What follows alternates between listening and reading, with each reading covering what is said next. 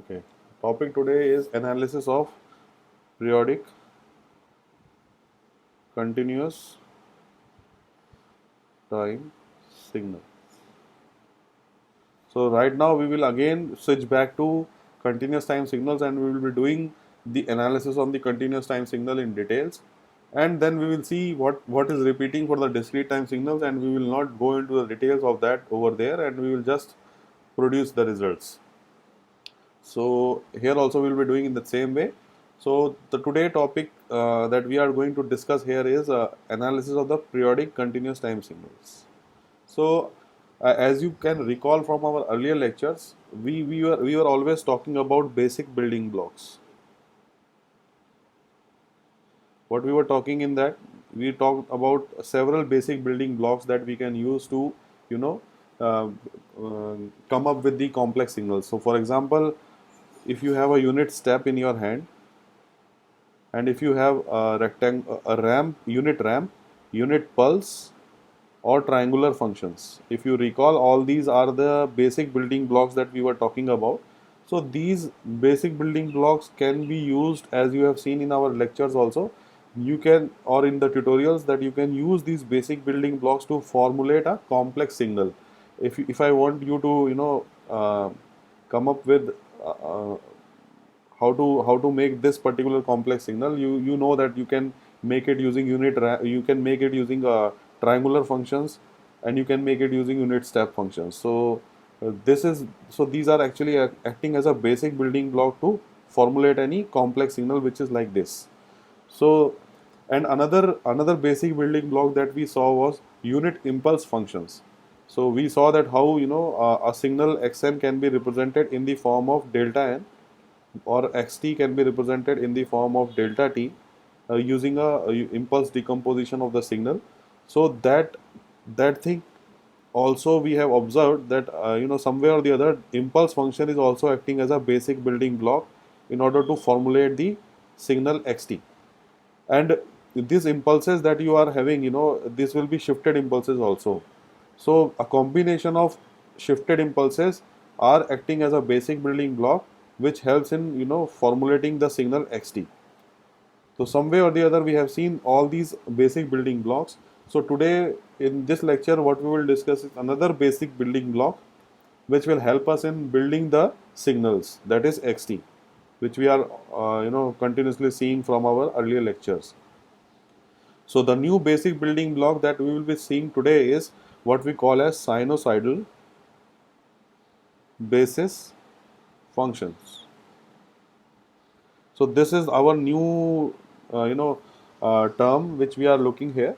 The only difference between this and the others are, can anybody tell me what will be the difference between this particular basic building block and the others?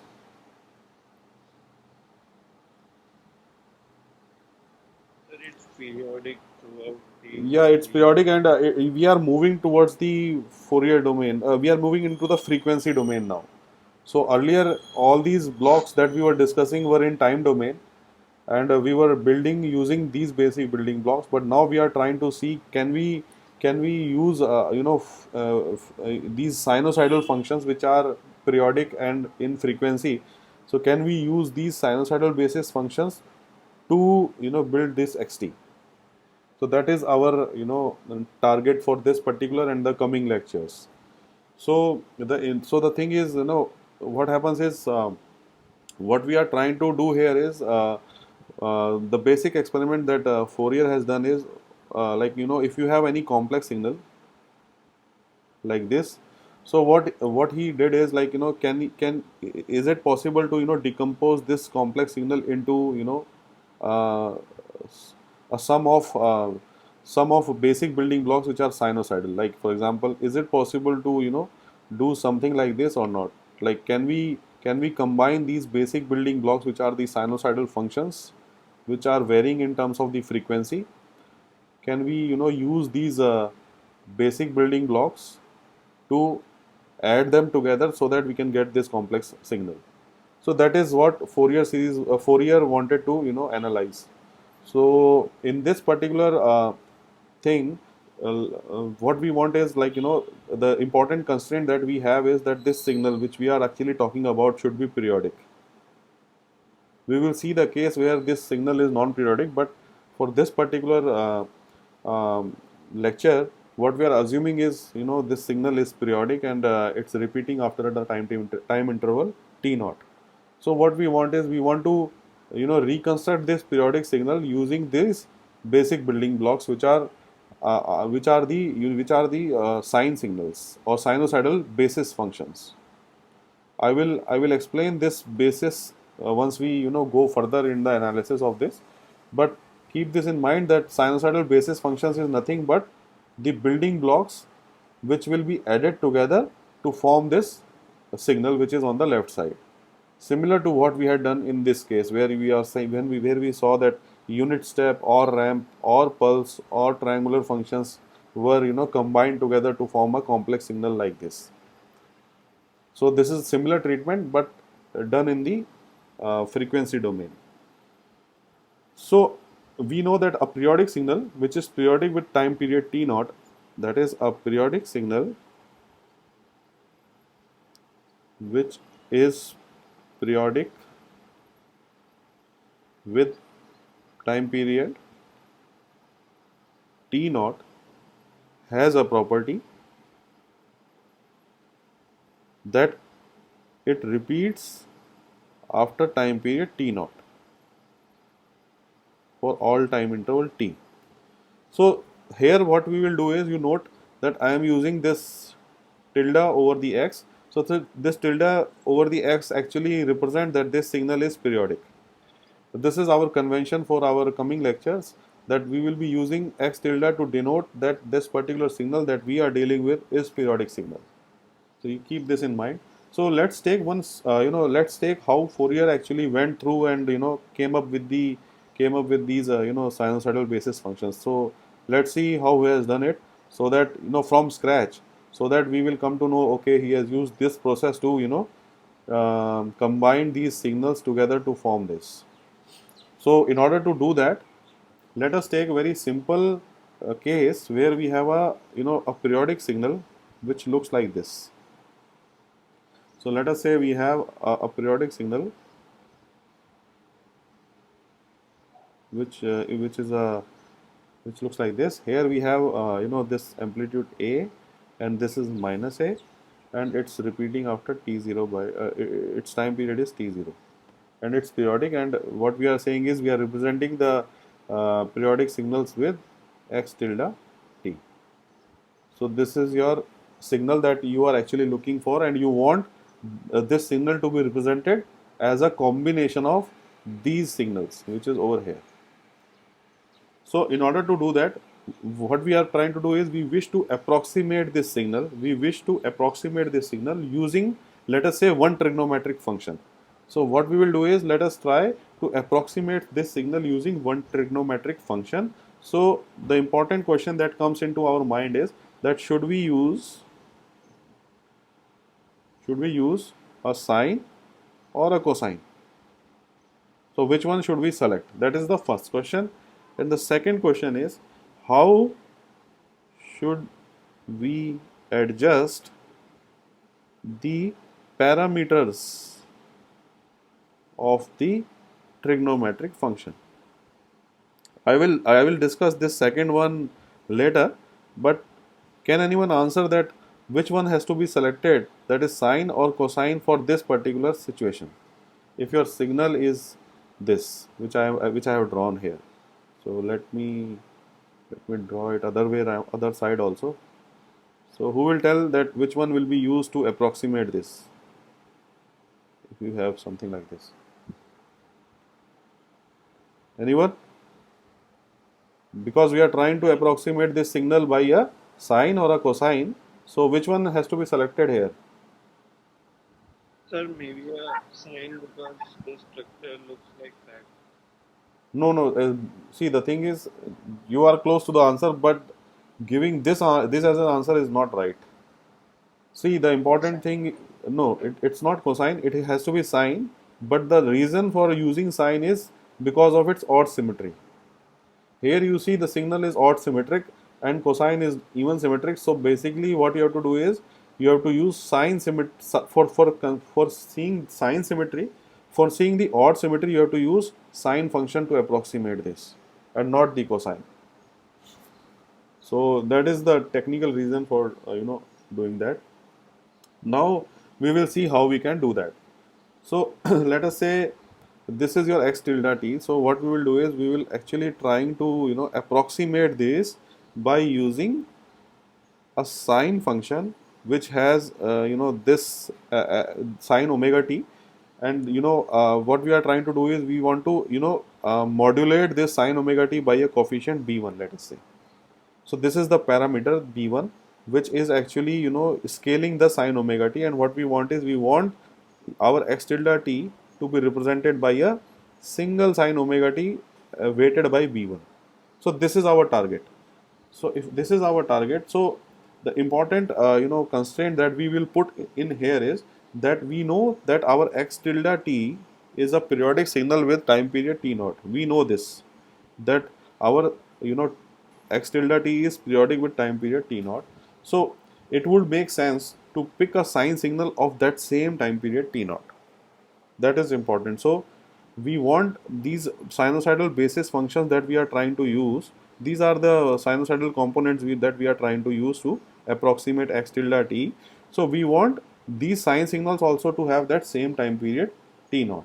If that is the case, then we can again represent this particular thing as b1 sine omega naught t, where omega naught is basically 2 pi by t naught, and we have actually constrained this particular function to have time period t naught. Why? Because we want that to be equal to the time period t naught of the original signal which we are trying to come up with. So the important thing that there is one more convention that I want to put in here, that is, if you have this x tilde t, I am putting one here.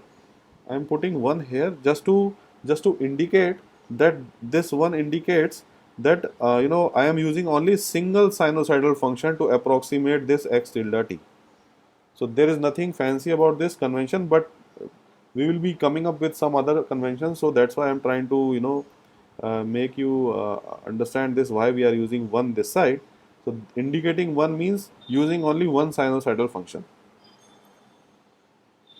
Okay, so if we want to approximate the signal which is your x tilde t by using this, so what we will do now is if we want to approximate that, we want to find out the error, actually what error it will incur when you approximate x tilde t by using the sinusoidal function, because you know that your x tilde t is a square signal, it's jumping around plus minus a, and you are approximating that square signal by a sinusoidal signal, which is not possible at all. So definitely you will incur some error during that approximation. So if you are incurring the error, then what that error will be is, let us call it as epsilon naught, and that error is epsilon naught, and what we are saying is let us say that error is equal to x tilde t minus your the one which you are approximating using single sinusoidal component. So this is the error that you are actually incurring. This is your original signal. This one. This is your original signal minus the approximated signal that you are actually formulating. So now what you do is you substitute the value of x tilde t 1t here. So it will be b1 sine omega naught t. So this is your error that you are actually incurring when you approximate your square pulse with the sinusoidal component. So any question here till now, or are you comfortable with this? Okay, so if there are no questions, so this I think everybody understood. So now what we want is, we want this error to be as small as possible. So if we want to make this error as small as possible, so what we will do is we will actually use the energy of this signal, or power of this signal actually, to make it as small as possible. So the power of this signal will be power for this signal, because this is also a signal. It's a it's a periodic signal. Epsilon naught 1t will also be periodic because both of them are periodic. So what we are trying to do is now we are trying to calculate the power of this periodic signal, which is a error signal, and that will be equal to 1 over T naught. As you recall that the periodic signal power is actually given like this, and what we are trying to do is we are trying to uh, calculate the power of this error signal, which is given like this. So this is the power of the error signal, and we are writing power because epsilon naught is a periodic signal. That's why we are writing in this way. Otherwise, we would have used energy signal also. So now, since this is available to you, now what we are trying to do is we want to reduce this power. As we want to reduce the error, we want to reduce this power also. So for simplicity, because this 1 by T naught is a constant, we can move it out. So if you remove this 1 by T naught, what will happen is it becomes a mean square error. So that is represented by, let us say, J. So what now we are saying is we are actually trying to reduce the error by taking the mean square error. So it is this one. So this is the one which we are actually targeting, and here if you see the objective function J, or you can say this is the main um, loss function, you can say this is the main loss which we have to minimize.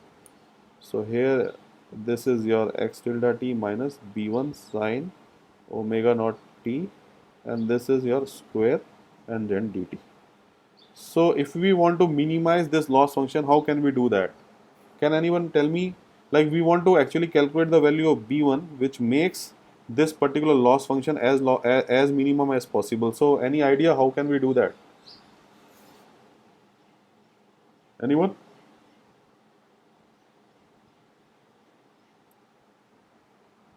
So have you studied the course on machine learning?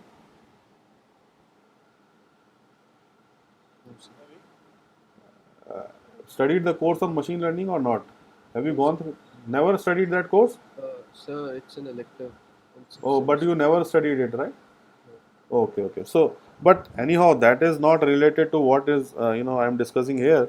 This is simple calculus. So what happens is now in order to calculate the value of b1 that makes this particular j as small as possible, the only way you can do it is by taking the derivative of the j with respect to b1. Can you please mute your mic? So when you take the derivative of the j with respect to b1, what will happen is you can take like this. So it will be d by db1, and then you are taking the derivative of the loss with respect to b1.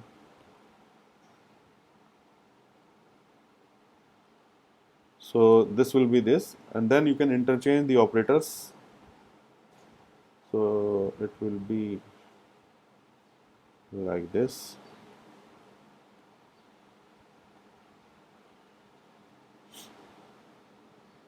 So once you have this, so what you can do now is you can differentiate with respect to b1. So when you differentiate it with respect to b1, it's very simple. So what we will get is this as the answer.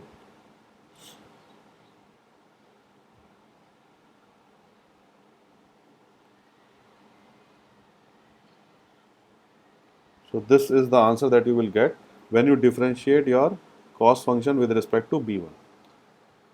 So once you have done this, so you can easily calculate the value of b1 from here. And how will you do this? You will do it by just expanding the terms.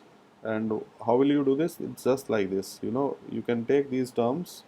It will be x tilde t, then you have sine omega t dt, and then you have equal to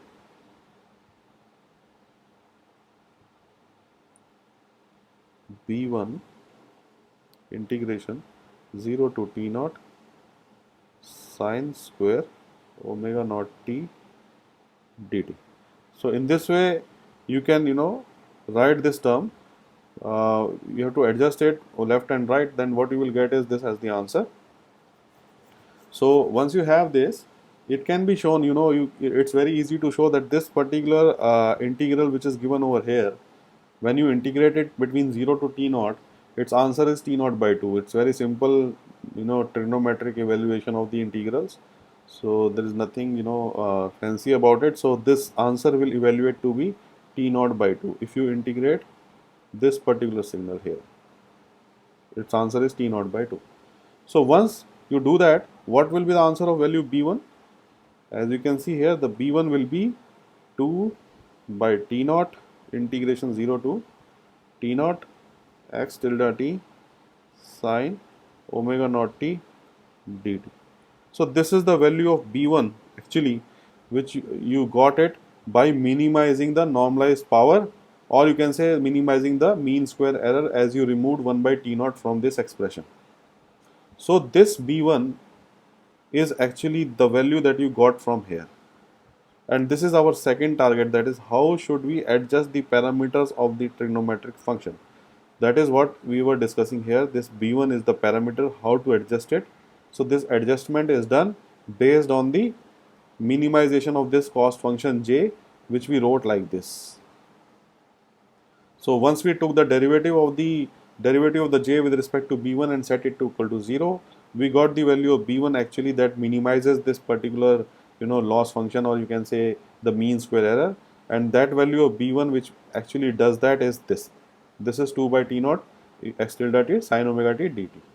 So the important thing is, now if you put the values of x tilde t here for this particular square signal that we were discussing, this one which has plus a minus a as the amplitude. So if you substitute it here, so the value of b1 that you will get is very easy here. So you know that for 0 to t naught by 2, the amplitude of x tilde t is a sine omega naught t dt, and for t naught by 2 to t, what you have, the amplitude is minus a sine omega naught t dt.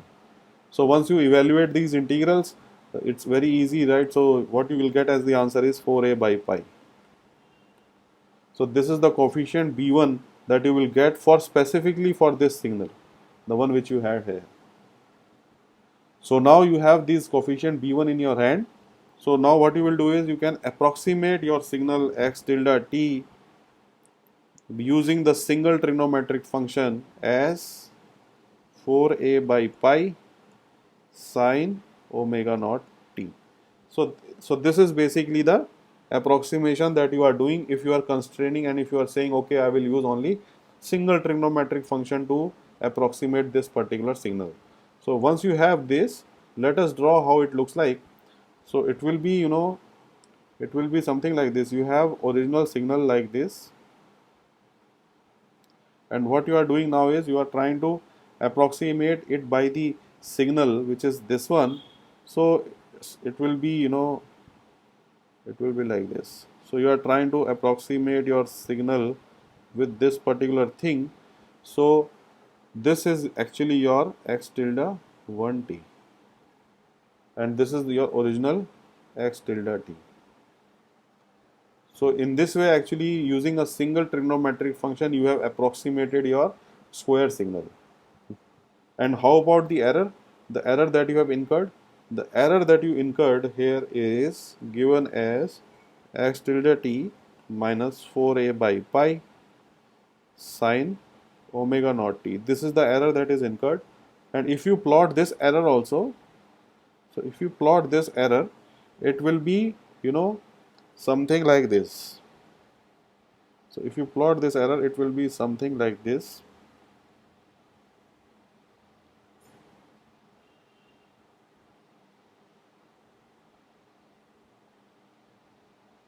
Something like this. And again, it will be also periodic. So it will repeat after time interval. So it's a periodic error. And the important thing that to be note here is that the error amplitude is plus minus a. This is the amplitude of the error that is generated, and its value is plus a and minus a. That's the maximum value that you will have. So this is regarding when we approximate this signal using a single sinusoidal component. So let us move further and see what Fourier has thought of. Like, if he has done this derivation, then he will, see that there is a lot of error which is coming. So what he has tried next is to, use two frequencies. Let us say, what he say, maybe what he has thought of is like, let us have this, where you have, two here means you are using two components of the sinusoidal signal. So how will you write it as? You will write it as B1 sine omega naught t plus B2 sine 2 omega naught t. So what he has done is he has taken multiple of the frequencies. So he has taken 2 times of the original frequency 2 omega naught, and then he has scaled it with the factors B1 and B2 and added it together. So this is actually he has taken a second step from the basic step which we have shown you earlier. So he wants to see whether, if I use two sinusoidal signals, will there be a better approximation of the original signal or not, and what error you will get when you use two sinusoidal signals. So in this case also, if you write the error which is incurred because of the because of using two sinusoidal signals, the error incurred will be x tilde t minus b1 sine omega naught t minus b2 sine 2 omega naught t. So this is the error that is incurred here, and again the cost function that you will get here will be 0 to t naught. It will be square of the term that you are writing over the top. It will be like this. So you will square it and you will square it and integrate it between 0 to t naught. Now in order to calculate the values of b1 and b2, what you have to do is you have to take the derivative of the j with respect to b1 first, and the answer to this will be 0 to t naught. If you take the derivative with respect to this, what you will get is b1 sine omega naught t minus b2 sine 2 omega naught t. Then you have minus sine omega naught t dt equal to 0. This is the first equation that you will get when you take the derivative with respect to b1. When you take the derivative of j with respect to b2, what you will get is 0 to t naught 2 times x tilde t minus b1 sine omega naught t b2 sine 2 omega naught t, and then what you have is minus sine 2 omega naught t dt equal to 0. So this is what you will get when you take the derivative with respect to b2. So now both of them are equated to 0, that is, this term is equated to 0 and this term is also equated to 0, and there are some, so what we can do is we can rewrite this expression which is on the top as this, just adjustment of the terms. So what we will do is we will rewrite the first term as this. So just adjustment, so you have to move the terms left and right, and what you will get as the answer is this: b2 0 to t naught sine 2 omega naught t sine omega naught t dt. So this is the first term that you will get. In the second term, when you adjust this term moving left and right, and when you adjust this term, what you will get as the answer is 0 to t naught x tilde t sine 2 omega naught t dt equal to b1 0 to t naught sine omega naught t sine 2 omega naught t dt plus 0 to t naught b2 sine square 2 omega naught t dt. So this is what you will get when you adjust the above two terms, and these are two equations that having b1 and b2. So two equations. So what and there are some predefined results in the trigonometric function. If you recall that the predefined results are that if you integrate within the one time period the sine square omega naught t dt, its answer will be t naught by 2. And similarly, if you integrate from 0 to t naught sine square 2 omega naught t dt, its answer will also be t naught by 2. And if you integrate 0 to t naught sine omega naught t sine 2 omega naught t dt, its answer will be 0. So these are pretty standard results, which I think you must be knowing it. So if you use these results which we have written over here in these equations which are on the top, so what you will get as the answer is the coefficients b1 and b2 that you are trying to calculate. So the value of b1 that you will get from here is 2 by t naught integration 0 to t naught x tilde t sine omega naught t dt, and the value of b2 will be 2 by t naught integration 0 to t naught x tilde t sine 2 omega naught t dt. So these are the two coefficients that you will get from here.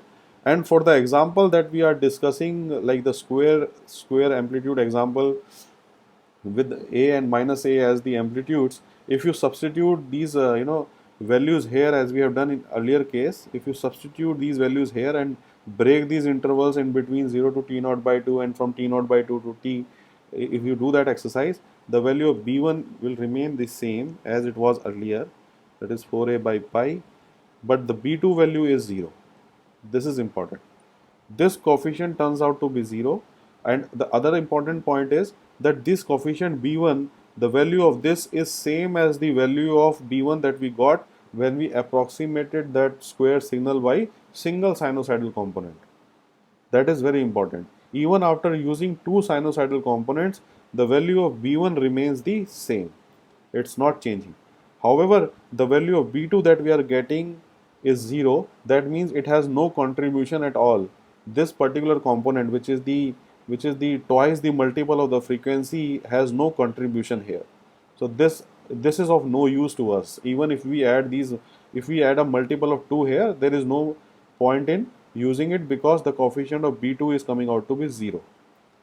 So then what we realized is, if we are using b1 and b2 as the weighted sum, the x tilde t that you are getting is the same. Basically, the x tilde t using the two approximations of the sinusoidal is same as the one approximation when we were using it earlier.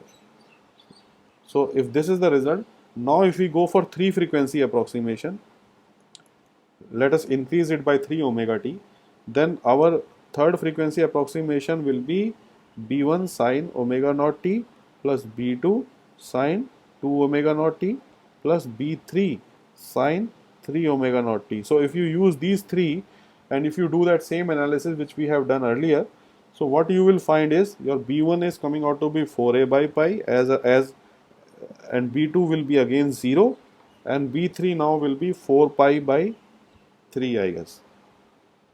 So I think 4a by 3 pi. You have to check this. So here, the important point to be noted here is not these values are important, but the interpretation of the result that we are getting is important. And what is that? That is, these coefficients are remaining the same, even if you use single sinusoidal, two sinusoidals, or three sinusoidals. Similarly, b2 is also the same as it was in the case of using two sinusoidals. The b3 value that you are getting is now 4a by 3 pi. Now if you want to approximate the x3t component, then it will look like this. So you have this original signal here. Now if you want to approximate, it will be something like this.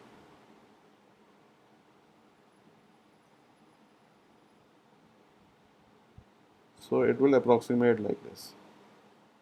See the constraint that we kept. Please note the constraint that we kept here. If you recall what I told you earlier during this discussion, that we are keeping this constraint that our basis functions here should be of the same time period t.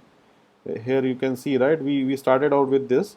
So the important point to keep in mind is why we did that is to so that these signals, the basis functions that we are trying to use actually pass through these crossings. That's why we are putting that constraint, so that they pass through the same crossing as the original signal. If you do not put that constraint, it might be the situation that these signals which you are trying to use to approximate will pass through some other crossings, because they don't have that same time period as that of the original signal. So by constraining that, we are forcing our approximated signals to pass through the same crossing as the original signal. So here you can observe that this one is pretty close to the original signal, to pretty close to this signal, and this is actually x3t, and this is your original signal xt. You can see that x3t is pretty close as compared to that of the x2t, which is here, the one which we had drawn earlier, this one. So it is, x3t is pretty close, and we are trying to come closer to the square signal which is given here. And if you again draw the error corresponding to this third order, what you will get is, you will get an error which is like this, something like this.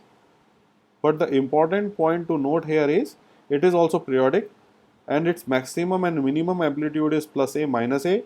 That is important, that the amplitude will still remain the same, but the overall energy inside this error is small. So this, if you integrate the energy of this error, it is very small as compared to the, not energy, power, sorry. If you integrate the power of this signal, power of this error, it is small compared to the power of the error signal which you got here, this one, because you can see the amplitudes are big here, whereas in case of when you approximate using three sinusoidal signals, the error is small because these amplitudes are small. So you can write that the error that is incurred using the 3-order polynomial is less than the error that is incurred during the 2-order, and is less than equal to error that is incurred during the 1st order. So as you can see, so from here you can interpret the result that as you increase more and more sinusoidal components, your error will become less, and you will better approximate your original signal using these sine components. So this was the initial study that Fourier had done before moving to the advanced concepts, like just not advanced, but the concepts that we have, like trigonometric functions and all that. So this way he has done his theory. When he developed this theory, he must have done it like this. So once we are now, are there any questions here related to this discussion? Sir, just one. Sir, like, hello. Yes. Audible? Yes. Sir, like, earlier when we used to calculate power, the integration was from minus t0 by 2 to t0 by 2, and now it's shifted to 0 to t0. Is it like?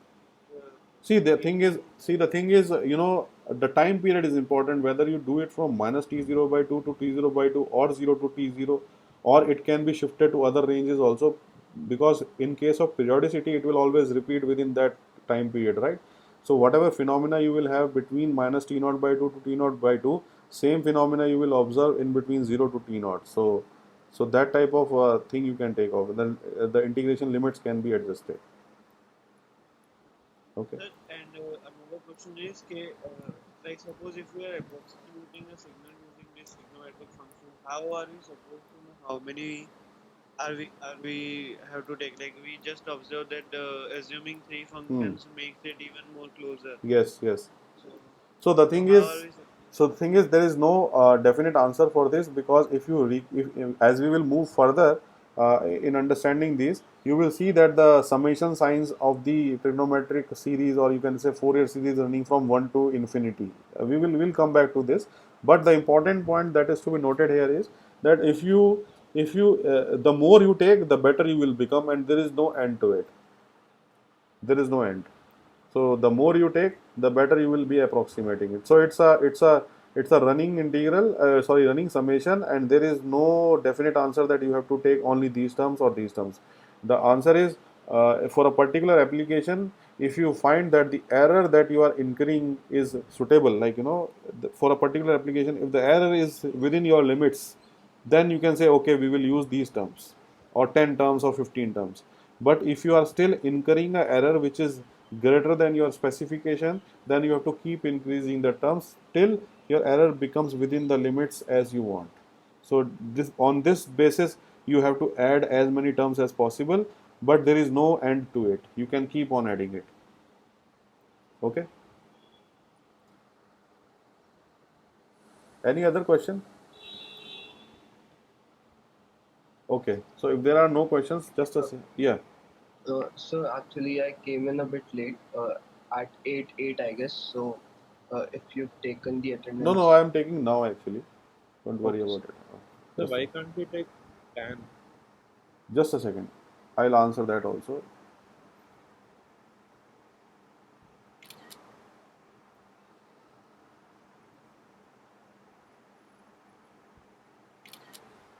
Okay. Taken the attendance. Yeah. Yeah. What is the question? Instead of sine, why can't we take tan? See, the basic components that we have are sine and cosine. So normally what happens is, if you observe in nature also, these sine and cosine are the basic building blocks. In the way, basically your tan is actually you can build that also using sine and cosine, right? So they are the fundamental components that we observe in nature also are sinusoidal and cosines.